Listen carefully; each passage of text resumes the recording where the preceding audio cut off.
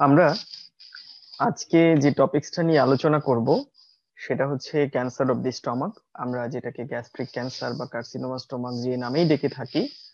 মূলত এই জিনিসটা আমরা আমাদের পড়ার কাজে আন্ডার গ্রাজুয়েট কারিকুলামে কি কি জায়গাতে আমরা ফেস করি, কেন আমরা এটা শিখবো, কোথায় আমার কাজে লাগবে, এই জিনিসগুলো আমি একটু আমার ক্লাসের শুরুতে সবসময় বলার চেষ্টা করি। তা আজকেও সেরকমটা। প্রথমত হচ্ছে যে আমাদের রিটেন পরীক্ষা দিতে গেলেও এখান থেকে কিছু কোশ্চেন চলে আসে।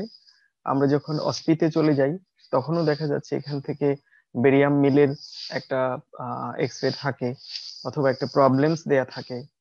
বিশেষ করে ইলেকট্রোলাইট ইমব্যালেন্স, মেটাবলিক অ্যাবনর্মালিটিস, এইগুলো নিয়ে দেয়া থাকে, যদিও এটা আমাদের ঠিক ক্যান্সারের সাথে রিলেটেড না। আর স্পেসিমেনের ছবি দেয়া থাকে, গ্যাস্ট্রিক ক্যান্সার ডিভাইড করে দেয়া থাকে, যেটা দেখে আমাদের বিভিন্ন প্রশ্নের উত্তর দিতে হয়। আর এছাড়া সবচেয়ে ইম্পর্টেন্ট হচ্ছে আমাদের এটা হচ্ছে লং কেস হিসাবে আমাদের পড়তে হবে।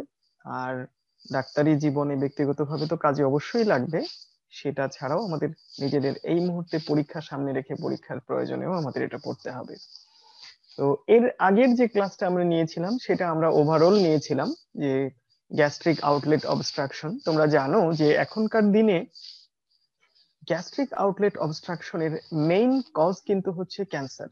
আগে একটা সময় ছিল যখন গ্যাস্ট্রিক আউটলেট অবস্ট্রাকশনের মেইন কজ ছিল pyloric stenosis due to duodenal ulcer, but nowadays it is more common due to gastric malignancies. তো এত ইম্পর্টেন্ট একটা টপিকস, আমরা এটার প্রেজেন্টেশন এবং অন্যান্য জিনিসগুলো নিয়ে যখন গ্যাস্ট্রিক আউটলেট অবস্ট্রাকশন এবং পাইলোরিক স্টেনোসিস আমরা ডিসকাস করেছিলাম, তখন আমরা আলোচনা করেছিলাম। আজকে আমরা চলে যাব হচ্ছে সরাসরি ক্যান্সার অফ দি স্টমাকের উপরে। তো এই ডিজিজটা আমরা যদি মানে দেখতে চাই যে এটা হচ্ছে একটু ওয়ার্ল্ড ওয়াইড এটা একটা major cause of cancer related death, এবং এটি accounts for 10 to 15% cure cure মানে দিচ্ছে আর কি সার্জারির পরেও। তাহলে এটা দেখো, সেই হিসাবে যদি আমরা চিন্তা করি এটা কিন্তু অনেক কম, প্রগনোসিসটা অনেক কম, অনেক কম। আর এটা আসলে কিউরেবল, কিন্তু শর্ত হচ্ছে যদি আর্লি ডায়াগনোসিস হয়, শুধুমাত্র সেই ক্ষেত্রেই এটার কিউরেবল সার্জারি করা সম্ভব হয়। বাট আমাদের দেশের যে পেশেন্ট গুলো আসে, শুধু সেটা না, সারা বিশ্বেই আর্লি স্টেজে ক্যান্সার ধরা পড়ার চান্স কিন্তু খুব কম। এবং আমাদের দেশে তো মোটামুটি অলমোস্ট সবই আসে, বেশিরভাগ হচ্ছে অ্যাডভান্স স্টেজে। একমাত্র জাপানিজরাই হচ্ছে এটাকে আর্লি স্টেজে ডিটেক্ট করতে পারে, because they have a screening program থাকার কারণে স্ক্রিন ডিটেক্টেড যে ক্যান্সার গুলো আসে that are early stage really. So early diagnosis হচ্ছে একটা key to success for the treatment, এবং only treatment modalities that can cure the disease is the resectional surgery. যেমন for example আমরা যদি breast ক্যান্সারের কথা চিন্তা করি, সেখানে আমাদের রেডিয়েশন যে একটা অপশন আছে, radiotherapy, that is almost equivalent to surgery. But এই ক্ষেত্রে সার্জারির কোনো বিকল্প নেই স্টমাকের ক্ষেত্রে। তাহলে আমাদের এতগুলো পয়েন্ট হচ্ছে যে এটা হচ্ছে একটা major cause of cancer related death, প্রগনোসিসটা খুব পুয়ার হয়, আর এটা কিউরেবল প্রোভাইডেড আর্লি ডিটেকশন যদি সম্ভব হয়, এবং এটার অনলি ট্রিটমেন্ট অফ কিউর হচ্ছে সার্জারি। তাহলে আর কি কি প্রবলেম মডালিটিস গুলো ট্রিটমেন্টের আছে? Chemotherapy, radiotherapy, surgery. So surgery is the only hope of cure in this case.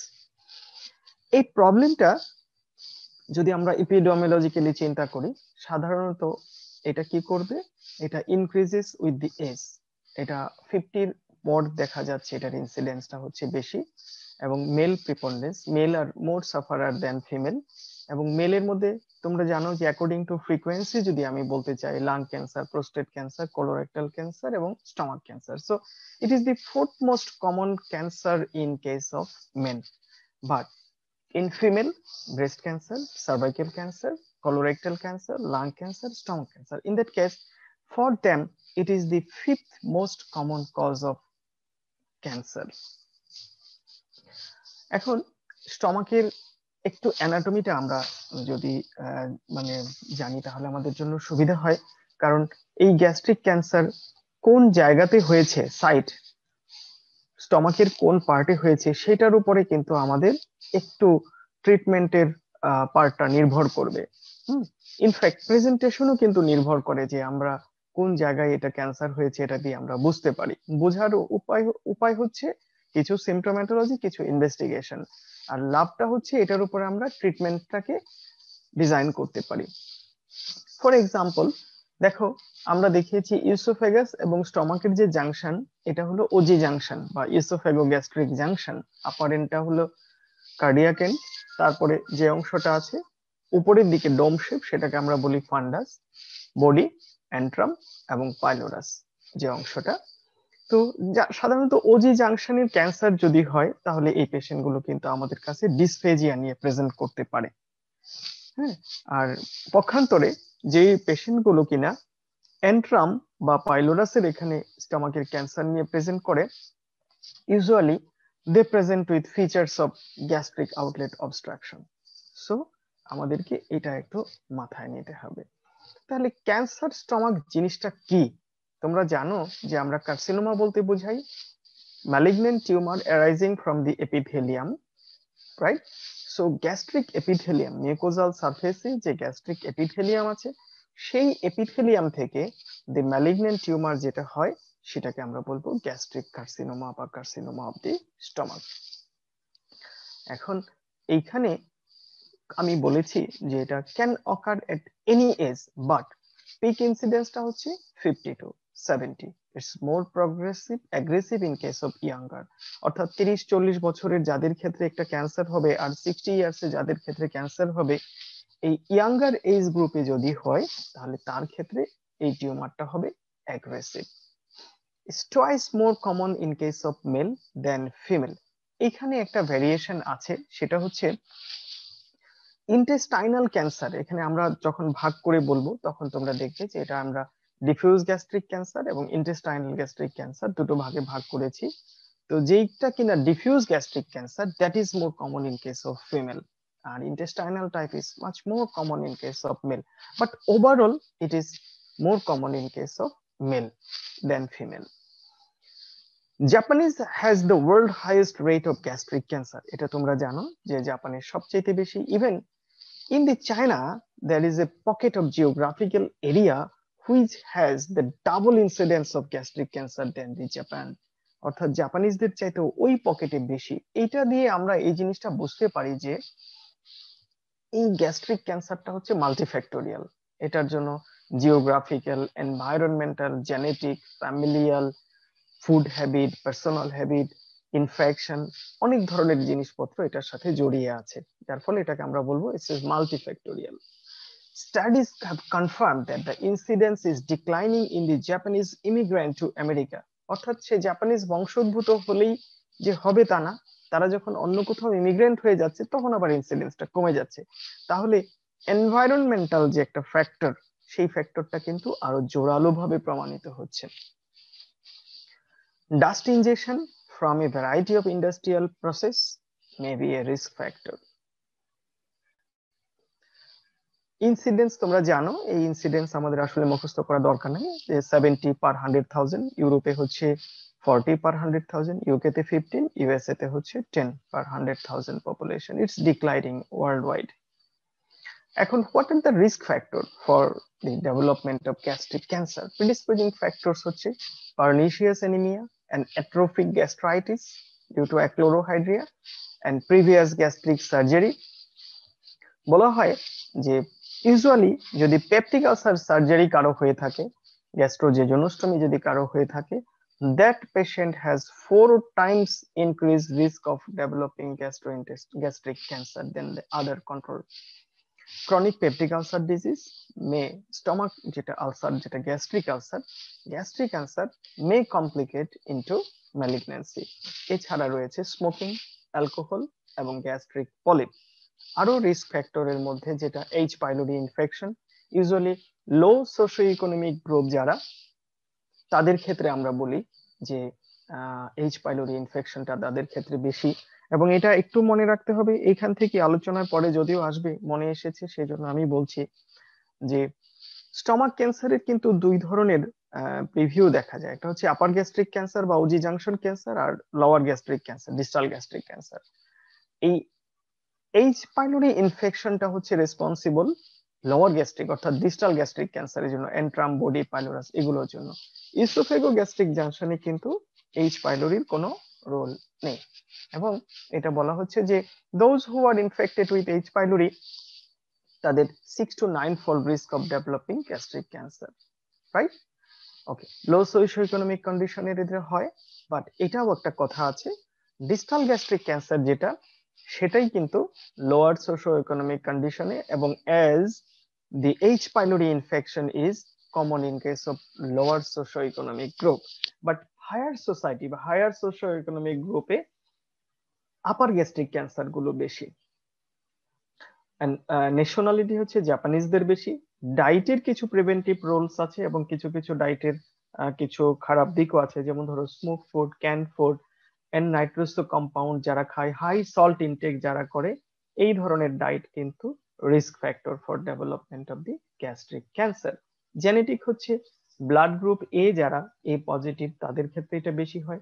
Hereditary non polyposis colonic cancer যাদের থাকে তাদের ক্ষেত্রে স্টমাকের ফান্ডাসে পলিপ ডেভেলপ করে কনকামিটেন্ট, এবং সেটা থেকে আলটিমেটলি ম্যালিগন্যান্সি ডেভেলপ করতে পারে।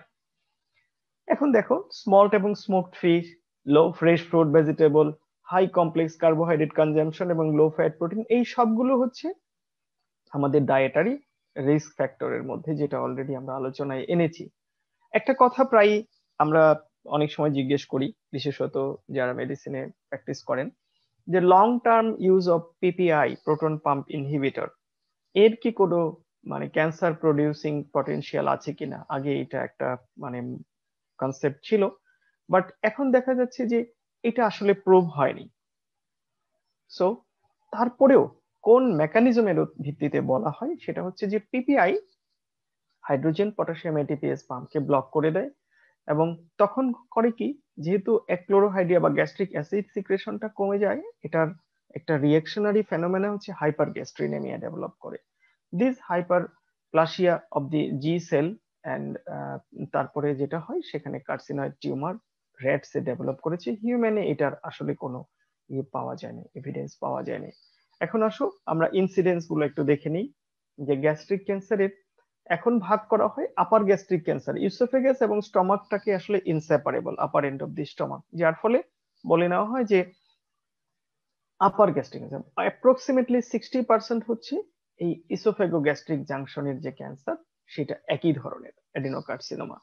তাহলে দেখো, আমরা যদি পুরো ক্রিকো ইসোফেগাস জাংশন থেকে শুরু করে পাইলোরাস পর্যন্ত আমরা ধরি, তাহলে আপার ইসোফেগাসে হলো 2%, মিড ইসোফেগাসে হচ্ছে 6%, আসলে লোয়ার ইসোফেগাস দেখো 22%, ইসোফেগো গ্যাস্ট্রিক জাংশনে হচ্ছে 18%, কার্ডিয়াক এন্ডে হচ্ছে 17, এই অলমোস্ট 60%, বডিতে 15%, এন্ট্রামে 13 এবং পাইলোরাসে হচ্ছে 7%।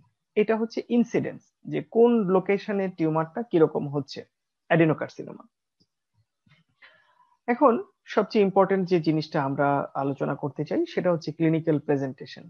তো এইটার শুরুতেই আমি যে জিনিসটা বলতে চাই, অলরেডি আমি বলেছিও, যে most patient present with advance stage, যেহেতু আমাদের দেশে কোনো স্ক্রিনিং প্রোগ্রাম নেই, স্ক্রিন ডিটেক্টেড যে টিউমার গুলো সেগুলো আমরা পাই না, আমাদের কাছে যারা আসে most of them are in advance stage and they are often asymptomatic in the early stage. আমি যখন সিমটম সাইন বলবো তখন তোমরা দেখবে ওখানে আমি অলরেডি বলে রেখেছি যে আর্লি স্টেজ অফ গ্যাস্ট্রিক ক্যান্সারের কিন্তু কোনো স্পেসিফিক সিমটম সাইন নেই, যার ফলে আমরা যে বুঝতে পারবো বা পেশেন্ট নিজেও যে বুঝতে পারবে যে এটা গ্যাস্ট্রিক ক্যান্সার, সেটা আসলে সম্ভব হয় না।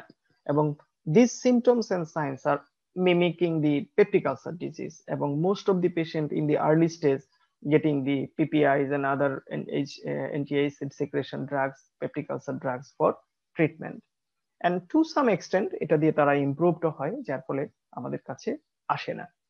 কমন ক্লিনিক্যাল প্রেজেন্টেশন গুলো কি হবে? এক, দেখো, আমরা যখনই বলি প্রেজেন্টেশন, আমরা কিন্তু এটাকে একটু ইয়েও করে ফেলতে পারি। এক হচ্ছে কিছু জেনারেল ফিচার্স নিয়ে আসতে পারে, অ্যানিমিয়া, অ্যানোরেক্সিয়া, অ্যাস্থেনিয়া, এগুলো নিয়ে আসতে পারে। এছাড়া পেশেন্ট প্রেজেন্ট করতে পারে হচ্ছে অবস্ট্রাকটিভ সিমটম নিয়ে, লাইক দ্যাট ভমিটিং, এটা একটা অবস্ট্রাকটিভ সিমটম। এছাড়া এপিগ্যাস্ট্রিক ম্যাস, এই হলো ডিফারেন্ট মোড অফ প্রেজেন্টেশন, এছাড়াও ডিস্টান্ট মেটাস্টেসিসের ফিচার নিয়েও কিন্তু পেশেন্ট প্রেজেন্ট করতে পারে। সো কমন ক্লিনিক্যাল প্রেজেন্টেশন হচ্ছে loss of appetite, weight loss এবং এপিগ্যাস্ট্রিক ডিসকমফোর্ট এবং পোস্টপ্রান্ডিয়াল ফুলনেস। অল্প খেলেই রোগী বলবে যে আমার পেটটা ভরা ভরা লাগছে, অল্প খেলেই। Vomiting of large quantities of undigested food and epigastric distension contain food, may contain blood. So hematemesis in case of gastric outlet obstruction due to cancer of the stomach is a prominent feature. This is absent in case of pyloric stenosis due to duodenal ulcer disease. So dyspepsia, আমরা যদি চিন্তা করি, এই ডিসপেপসিয়াটা হচ্ছে একটা benign dyspepsia আর malignant dyspepsia, এটা ডিফারেন্সিয়েট করা ভেরি ডিফিকাল্ট। তাহলে কি কি নিয়ে আসতে পারে এই ধরনের রোগীগুলোকে? Epigastric pain, bloating, early satiety, nausea, vomiting, dysphagia, anorexia, weight loss, upper GI bleeding. Upper GI ব্লিডিংটা দুভাবেই আসতে পারে, একটা হচ্ছে হেমাটেমেসিস নিয়ে কমনলি, কিছু পেশেন্ট মেলেনা নিয়েও প্রেজেন্ট করতে পারে, and this patient may have iron deficiency anemia. So প্রায়ই আমরা দেখি যে কিছু কিছু রোগী আছে যারা বলবে যে আমার তো শরীরে রক্ত কমে গিয়েছিল, আমাকে 4 ব্যাগ 5 ব্যাগ রক্ত দিতে হয়েছে, কিন্তু একটা এন্ডোস্কোপি সে করেনি। সো তাহলে আমরা যদি একটা সূত্র বলতে চাই, সেটা হচ্ছে iron deficiency anaemia in a male should be male, of course, not female. Iron deficiency anemia in a male should be considered gastrointestinal malignancy until proved otherwise. So, আমাদের আয়রন ডেফিসিয়েন্সি এনিমিয়ার পেশেন্ট আসলেও তাদেরকে কিন্তু আমরা এইভাবে examine করব যে তার gastrointestinal কোনো ম্যালিগন্যান্সি আছে কিনা। দেখো আমরা বলেছি আর্লি স্টেজে আসলে নো স্পেসিফিক সিমটম, কোনো স্পেসিফিক না, ওই যে প্রিভিয়াস যেগুলো দেখালাম সেই সিমটম গুলোই থাকবে। Epigastric pain, bloating, early satiety, nausea, dysphagia, anorexia. Dysphagia কখন? যখন এটা ইসোফেগো গ্যাস্ট্রিক জাংশনে যখন ম্যালিগন্যান্সি গুলো থাকে, তখন এই ধরনের ভেগ সিমটম নিয়ে পেশেন্ট প্রেজেন্ট করতে পারে।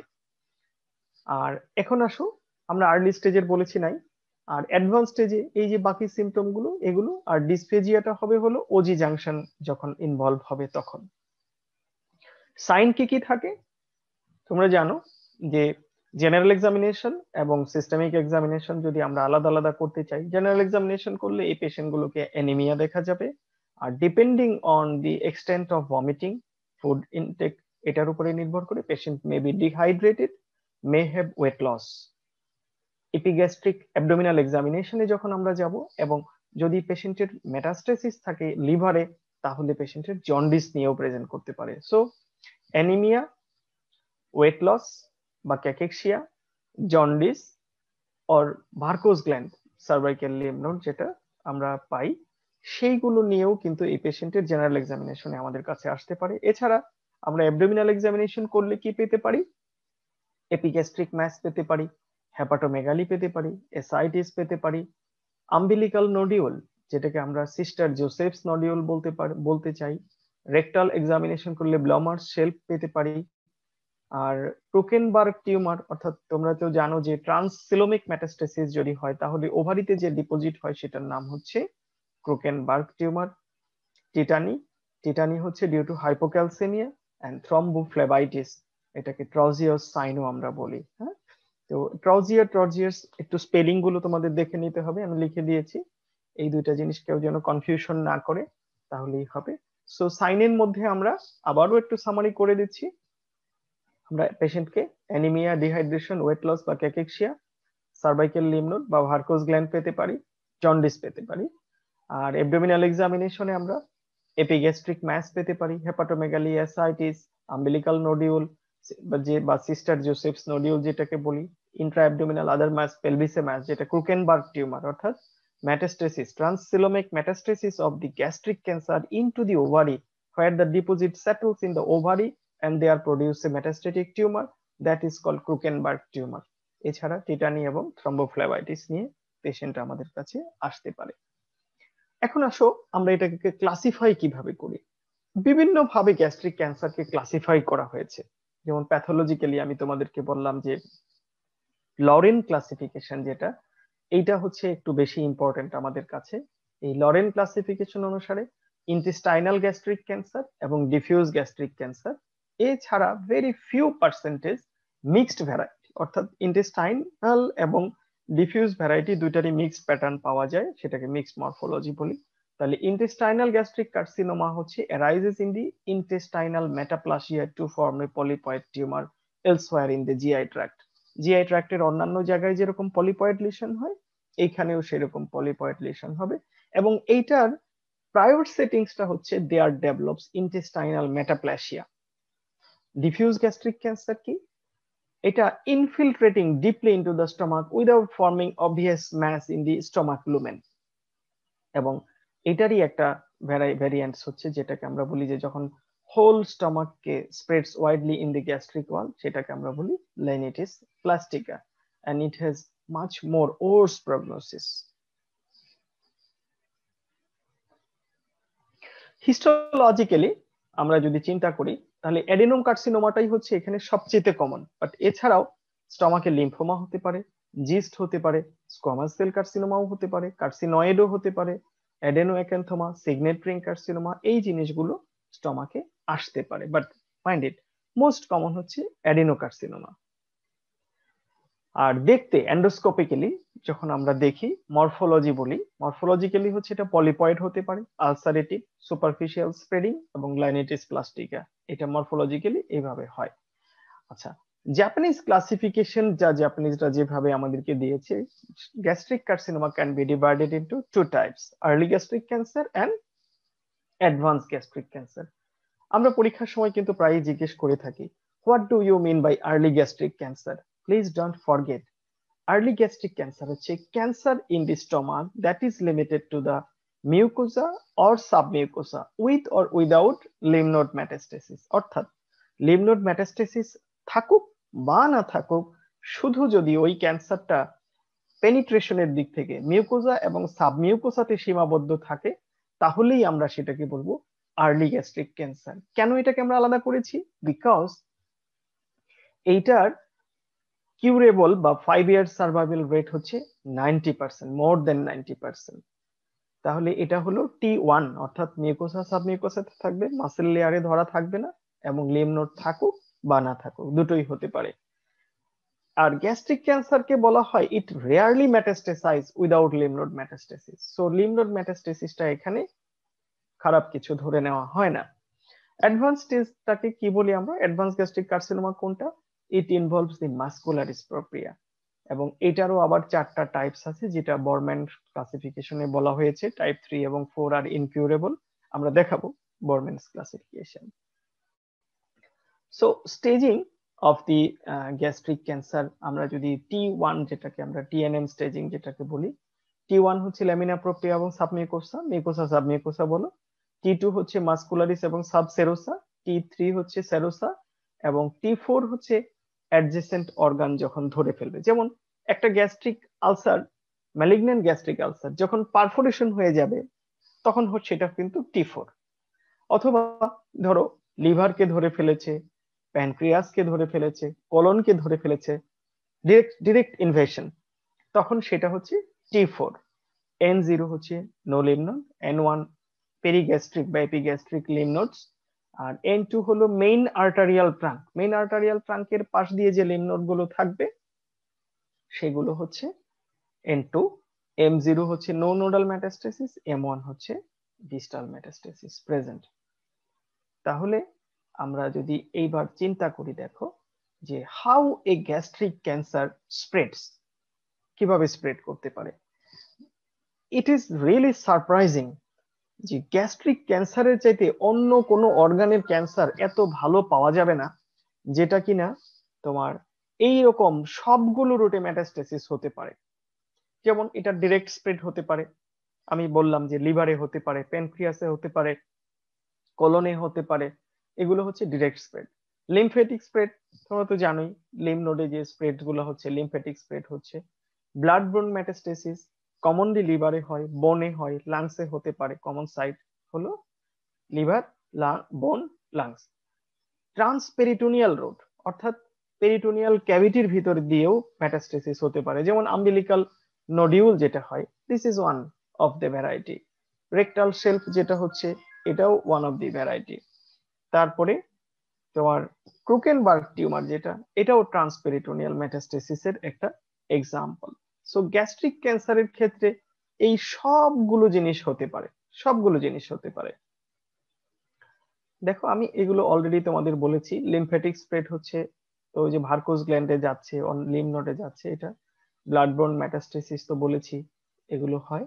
এবং ট্রান্সপেরিটোনিয়াল মেটাস্টেসিস যেটা, সেটা হচ্ছে আরেকটা জিনিস এখানে অ্যাসাইটিস যেটা হচ্ছে, this is also metastasis in the peritoneum, parietal peritoneum বা পেরিটোনিয়াল ক্যাভিটিতে মেটাস্টেসিসের কারণেই কিন্তু এই অ্যাসাইটিসটা হয়। সিস্টার জোসেফস নোডিউল, ক্রুকেনবার্গস টিউমার, এই সবগুলো হচ্ছে ট্রান্সপেরিটোনিয়াল মেটাস্টেসিসের একটা এক্সাম্পল। এটা এখন আমাদের জন্য জাস্ট খালি নামগুলো সামারাইজ করা, যে আমরা প্যাথোলজিক ক্লাসিফিকেশনে কি কি বর্মান, লরেন এবং ডাব্লিউএইচও সিস্টেম যেটা, সেটা দেখলাম T1 দিয়ে যেটা। এখন একটা পেশেন্ট আমাদের কাছে কমপ্লেন করলো যে তার এইরকম ভেগ সিমটম গুলো আছে, এপিগ্যাস্ট্রিক ডিসকমফোর্ট আছে, তার ওয়েট লস আছে, তার লস অফ অ্যাপেটাইট আছে। তাহলে তার ক্ষেত্রে আমাদের যদি প্রভিশনাল ডায়াগনোসিস আমরা ক্যান্সার অফ দি স্টমাক রাখি, কিছু ডিফারেন্সিয়াল ডায়াগনোসিস আমাদের তৈরি করতে হবে। তাহলে সেইটার ক্ষেত্রে আমরা এক নম্বরে হচ্ছে গ্যাস্ট্রিক আলসার, অর্থাৎ বেনাইন গ্যাস্ট্রিক আলসার যেটা এবং early stage of the gastric cancer যেটা, এই দুইটার সিমটোম্যাটোলজি কিন্তু অলমোস্ট ইনসেপারেবল। সো এটাকে আমাদের ডিফারেন্সিয়ালে রাখতেই হবে। এছাড়া আদার গ্যাস্ট্রিক ক্যান্সার আমাদের এখানে রাখতে হবে, সাচ এস লিম্ফোমা, এইগুলো আমাদের এই ডিফারেন্সিয়ালের ক্ষেত্রে রাখতে হবে। আর এছাড়া যদি গ্যাস্ট্রিক আউটলেট অবস্ট্রাকশন নিয়ে প্রেজেন্ট করে, অর্থাৎ সেটা আলসার না, অবস্ট্রাকশন নিয়ে যদি প্রেজেন্ট করে ডিস্টাল গ্যাস্ট্রিক ক্যান্সার, তখন কিন্তু আমাদের pyloric stenosis due to duodenal ulcer, এটা একটা ডিফারেন্সিয়াল ডায়াগনোসিস আসবে। এখন আমরা গ্যাস্ট্রিক আলসার থেকে যদি এটাকে আলাদা করতে চাই, তাহলে ফ্রম হিস্ট্রি কি হবে, cancer is not relieve by antacid, not periodic. But এগুলো আসলে এত মার্ক থাকে না। কিছু কিছু ক্ষেত্রে দেখা যায় early stage of the gastric ক্যান্সারের ক্ষেত্রেও পিপিআই, প্রোটন পাম্প ইনহিবিটর দিলে transient relief of the symptoms তাদের ক্ষেত্রে থাকে।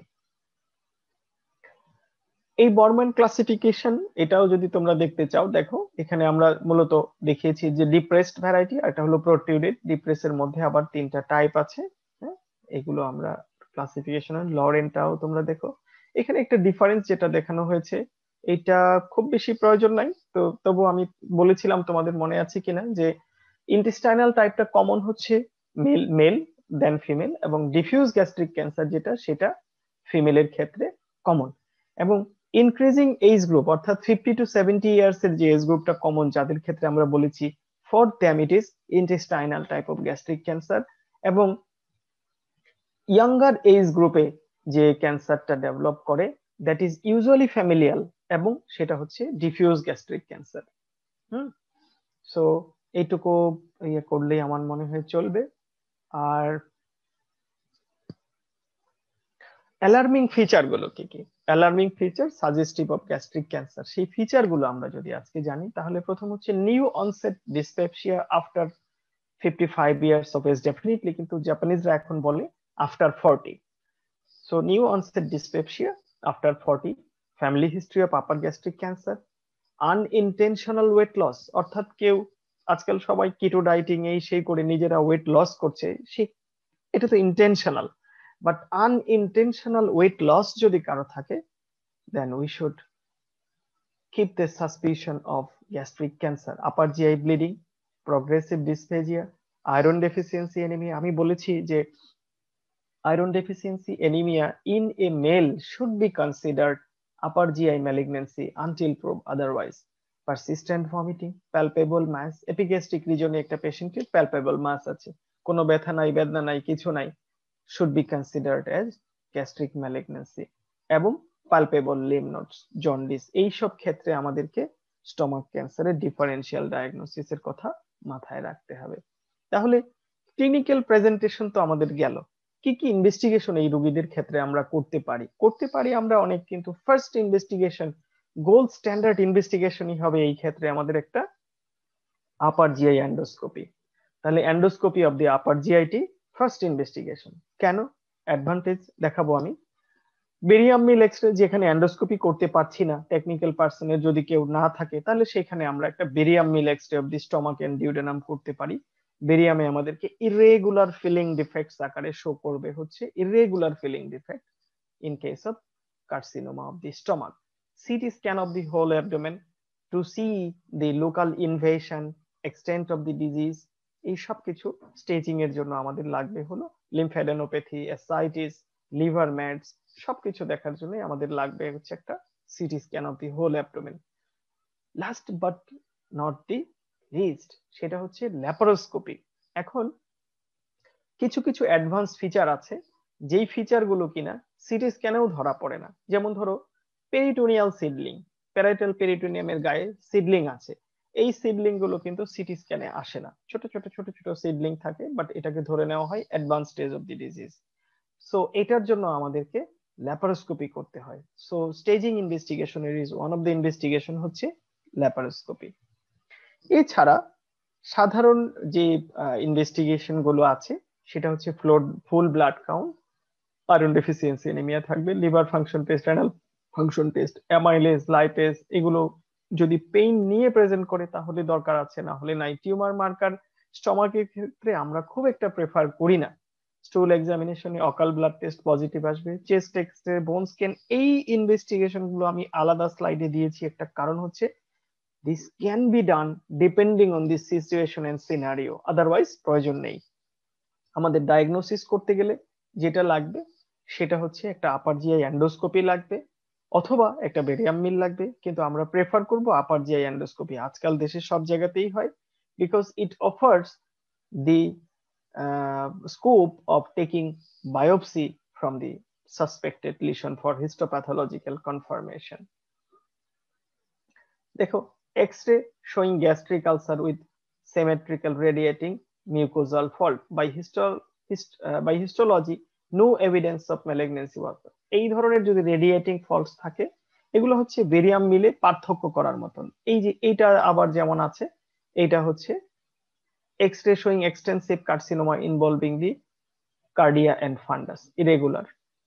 সো এইখানে আমাদের জাস্ট বেরিয়াম গুলো তোমাদেরকে দেখানো হলো যে কি কিভাবে নিয়ে প্রেজেন্ট করে সেটার জন্য। দেখো পাইলোরিক চ্যানেল ন্যারোইং হয়ে আছে, এই যে আমার কার্সারটা যেখানে আছে সেই জায়গাটায়।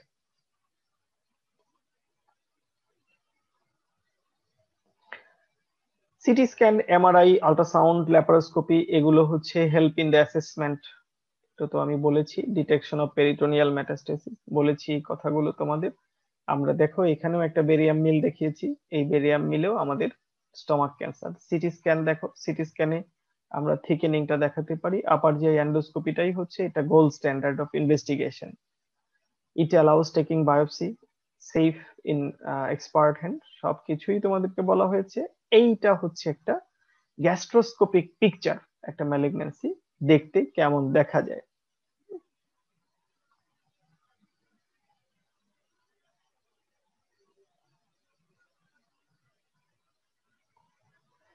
আচ্ছা, তাহলে ডায়াগনোসিস তো আমাদের হলো, আমরা যদি স্টেজিংও করতে পারি, তাহলে এখন প্রশ্ন আসবে, ঠিক আছে, তাহলে এটার ম্যানেজমেন্ট অপশন আমার হাতে কি কি আছে?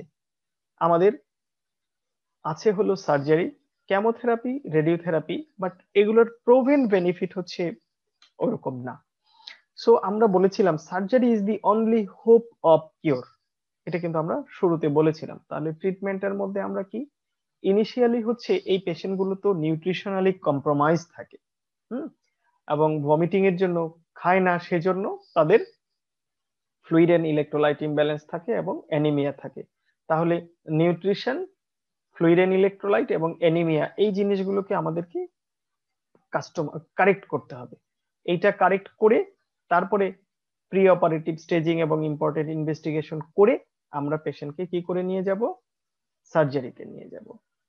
ঠিক আছে, এই প্রি অপারেটিভ কেয়ার গুলো আমাদের দেখানো আছে, সেম আমি যেগুলো বলেছি সেগুলোই। এখন বেসিক সার্জিক্যাল প্রিন্সিপাল, আমরা কি কি সার্জারি করতে পারি। ওই যে আমরা বলেছিলাম যে লিশনটা কোথায় আছে সেটার উপরে নির্ভর করে হচ্ছে আমরা কি সার্জারি করতে পারি। যেমন ধরো টোটাল গ্যাস্ট্রেক্টমি, সাবটোটাল গ্যাস্ট্রেক্টমি এবং প্যালিয়েটিভ সার্জারি, এই জিনিসগুলো হতে পারে। যেমন অ্যান্ট্রাম যদি ইনভলভ হয়, যদি লোয়ার বডি এবং অ্যান্ট্রামে ইনভলভ হয়, তাহলে আমরা এই পেশেন্ট গুলোকে সাবটোটাল গ্যাস্ট্রেক্টমি করতে পারি, অর্থাৎ স্টমাকের লোয়ার অংশ, লোয়ার পার্ট ফেলে দিয়ে আপার পার্টটাকে রেখে দিয়ে সেই আপার পার্টের সাথে আমরা জেজুনামের অ্যানাস্টোমোসিস করে দিতে পারি। এছাড়া যদি মিড বডি অথবা প্রক্সিমাল স্টমাকে ইসোফেগোগ্যাস্ট্রিক জাংশনে হয়, তাহলে আমরা যে সার্জারিটা করি সেটা হচ্ছে টোটাল গ্যাস্ট্রেক্টমি। এটুকু শুধু ধারণা তোমাদের জন্য হলেই চলবে। এখন সার্জারির ইন্ডিকেশন ফর আনরিসেক্টেবিলিটি, তাহলে আমার যদি জানি যে সার্জারি কোনটা লাগবে, তাহলে সার্জারি কোনটা করা যাবে না সেটা আমাদের আগে জানতে হবে। যেমন ধরো আমরা যদি ধরি যে অপারেশন করা যাবে না কোনগুলো, আমরা কিন্তু রিলেটিভলি ইনভেস্টিগেশন এবং হিস্ট্রি এক্সামিনেশন থেকে একটা আইডিয়া করে ফেলতে পারি এই পেশেন্টটা কোন স্টেজে আছে। ডিস্টেন্ট মেটাস্টেসিস যার আছে, ডেফিনেটলি তার ক্ষেত্রে আমরা কিউরেটিভ প্রসিডিউরে যাব না। Invasion of a major vascular structure, invasion of the adjacent organ that cannot be removed, সেরকম যদি থাকে, হ্যাঁ, সেই ধরনের স্ট্রাকচারের ক্ষেত্রে আমরা ধরে নিব এটা ইনঅপারেবল। এছাড়া আমরা যদি এইভাবে চিন্তা করি যে আমরা ইনঅপারেবিলিটি কি করে বুঝবো, তাহলে প্রথম হচ্ছে পেশেন্টের যদি আমরা জন্ডিস দেখি তাহলে বুঝতে হবে লিভার মেটস আছে, জন্ডিস। পেশেন্টের যদি আমরা ভার্কোজ গ্ল্যান্ড দেখি, পেশেন্টের যদি আমরা প্যালপেবল এপিগ্যাস্ট্রিক ম্যাস নিয়ে প্রেজেন্ট করে, আম্বিলিকাল নোডিউল, রেকটাল শেলফ, এবং সিটি স্ক্যান যদি বলে বা ইমেজিং বলতেছে পেশেন্টের অ্যাসাইটিস আছে, fix to the pancreas and great vessels যদি এরকম থাকে, তাহলে এই পেশেন্ট গুলো হচ্ছে আমাদের কিউরেটিভ সার্জারি তাদের ক্ষেত্রে সম্ভব না। আমরা প্রায়ই একটা কথা বলি D1 গ্যাস্ট্রেক্টমি, D2 গ্যাস্ট্রেক্টমি, কোনটা কি? এখন দেখো, পেরিগ্যাস্ট্রিক লিম নোডস যেটা, অর্থাৎ টায়ার 1 এর যে লিম নোড গুলো 1 to 6, এই লিম নোড গুলোকে রিসেকশন করে যে সার্জারিটা করা হয় সেটার নাম হচ্ছে D1 গ্যাস্ট্রেক্টমি। আর D2 গ্যাস্ট্রেক্টমি কি? D1 তো আমি করবই, সাথে যদি left gastric, common hepatic, coeliac, splenic, এই যে vascular around this major vessel যে লিম নোড গুলো, সেই লিম নোড গুলোকে যদি আমরা ফেলে দেই, তাহলে সেটাকে বলা হচ্ছে D2 গ্যাস্ট্রেক্টমি। সো এখানে অলওয়েজ লিম নোড ডিসেকশনটা হবে one step ahead the involvement. তো আমরা বলেছি যে এটা রিসেক্টেবল অর নট, তার ক্রাইটেরিয়া গুলো তোমাদেরকে আমি অলরেডি মুখে বলে দিয়েছি। সেটা ছাড়া অন্যান্য, দেখো এখানে আমরা এই অপারেশন করতে গেলে এটা আমাদের একটা ভাইবার প্রশ্ন থাকে যে কি ইনসিশন দিতে হয়। আমরা এমবিবিএস লেভেলে, আন্ডার গ্রাজুয়েট লেভেলে এটা বলি আমরা, এটা একটা আপার মিডলাইন ইনসিশন অথবা আপার রাইট প্যারামিডিয়ান ইনসিশন দিয়ে আমরা এই অপারেশনটা করি। তাহলে কমনলি হচ্ছে আপার মিডলাইন ইনসিশন অথবা আপার রাইট প্যারামিডিয়ান ইনসিশন। আর কেমন করে এটার অ্যানাস্টোমোসিসটা করে ছবিটা জাস্ট দেখে রাখার জন্য আমি দিয়েছি। সেটা হচ্ছে, দেখো আমার এই কার্সারটা যেখানে আছে এটা হচ্ছে ইউসোফেগাস, এবং ইউসোফেগাসের সাথে জেজুনামটা নিয়ে লাগানো হয়েছে। এইটার সাথে এই যে ডিউডেনামের এখান থেকে স্টমাকটাকে কেটে ফেলে দেওয়া হয়েছে, এই ডিউডেনামের পরের অংশটাকে ওই যে ইউসোফেগাসের রোয়েন ওয়াই লোব এটার সাথে এখানে অ্যানাস্টোমোসিস করে দেওয়া হয়েছে। এটা বলে রোয়েন ওয়াই ইউসোফেগো জেজুনোস্টমি। তো এখন আমরা এটা তোমাদেরকে দেখিয়েছি। এখন সাবটোটাল গ্যাস্ট্রেক্টমিটা যদি আমরা চিন্তা করি, তাহলে জাস্ট 1 মিনিট, হ্যাঁ আমি একটা ক্লাস নিচ্ছি। হ্যালো, ওয়াসিফ তো টিভি দেখতেছে, তুমি একটু ওদের ফোনে ফোন দাও।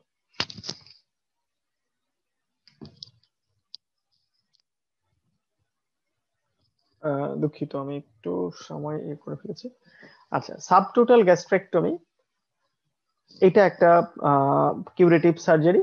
সেটা দেখো, similar to the one, similar to total one except the proximal part of the stomach is preserve. Total gastrectomy যা করে সেইভাবেই আগাতে হয়, শুধু প্রক্সিমাল পার্ট থেকে যাবে। আর ফলোড বাই রিকনস্ট্রাকশন কিভাবে করি সেটা আমরা একটা ছবিতে একটু পরে দেখিয়ে দিব তোমাদের, গ্যাস্ট্রোজেজনোস্টমি করে কেমন করে আমরা করি। এটা দেখো, এইটা হচ্ছে আমাদের একটা পার্শিয়াল গ্যাস্ট্রেক্টমি বা সাবটোটাল গ্যাস্ট্রেক্টমি যেটা আমরা করেছি। নিচের অংশটা নেই, এখানে জেজুনামের একটা পার্ট নিয়ে লাগিয়ে দেওয়া হয়েছে, এবং ডিউডেনামের যে পোর্শনটা যেখান থেকে ফার্স্ট পার্ট থেকে কেটে নেওয়া হয়েছে সেই অংশটাকে স্টাম্প ক্লোজ করে দেওয়া হয়েছে। আর পেলিয়েটিভ সার্জারি কি কি আছে ওগুলো আমি যেটা দেখালাম সেটা হচ্ছে কিউরেটিভ সার্জারি। পেলিয়েটিভের মধ্যে পেলিয়েটিভ গ্যাস্ট্রেক্টমি, পার্শিয়াল গ্যাস্ট্রেক্টমি করা যায়। অর্থাৎ যদিও এটার ডিস্টাল মেটাস্টেসিস আছে, লিভারে মেটস আছে, কিন্তু আমরা এটাকে এই ডিজিজ বার্ডেনটাকে ফেলে দিতে পারি যদি এটা মোবিলাইজ করে নেওয়া যায়, তাহলে প্যালিয়েটিভ পার্শিয়াল গ্যাস্ট্রেক্টমি করা যাবে। কিছুই করতে পারছি না, তাহলে লাম্পের জায়গায় থেকে আমরা শুধু একটা গ্যাস্ট্রোজেজুনোস্টমি করে দিতে পারি, ফিডিং জেজুনোস্টমি করে দিতে পারি, এন্ডোস্কোপিক স্ট্যান্টিং করে দিতে পারি। This four are the palliative options of carcinoma stomach.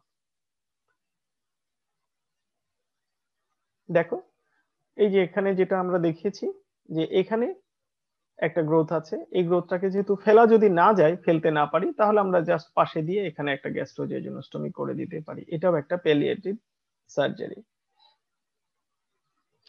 এই পোস্ট অপারেটিভ কমপ্লিকেশনস গুলো কি হয়? ইউজুয়ালি কার্সিনোমা স্টোমাকের অপারেশন তো একটা বড় অপারেশন। এই অপারেশন করার পরে দেখা যায় রিঅ্যাকশনারি হেমোরেজ হতে পারে, স্টোমাল অবস্ট্রাকশন হতে পারে, leakage from the duodenal stump হতে পারে, ইসোফেগো গ্যাস্ট্রিক যে অ্যানাস্টোমোসিস, ইসোফেগো জেজুনাল যে অ্যানাস্টোমোসিস করা হয় সেখান থেকেও লিকেজ হতে পারে, সেকেন্ডারি হেমোরেজ হতে পারে, নিউট্রিশনাল ডেফিসিয়েন্সি ডেভেলপ করতে পারে। কেমোথেরাপি, রেডিওথেরাপি আমি তোমাদের বলেছি যে এগুলোর খুব একটা রোল এখানে নেই।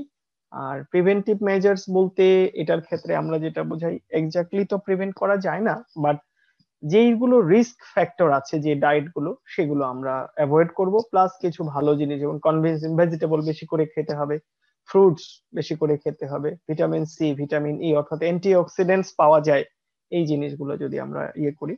আর carotenoids, whole grain cereals and green tea এগুলো কিন্তু প্রোটেক্টিভ। স্মোকিং বাদ দিয়ে দিতে হবে, অ্যালকোহল অ্যাবস্টেন করতে হবে। এই জিনিসগুলো হচ্ছে আমাদের ক্ষেত্রে preventive measures. Early diagnosis remains the কি।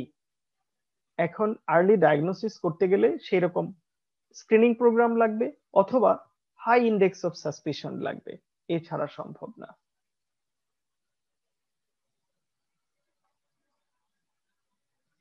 দেখো প্রগনোস্টিক ফিচার্স এর মধ্যে আমরা বলেছি two important factors influence the survival in resectable gastric cancer.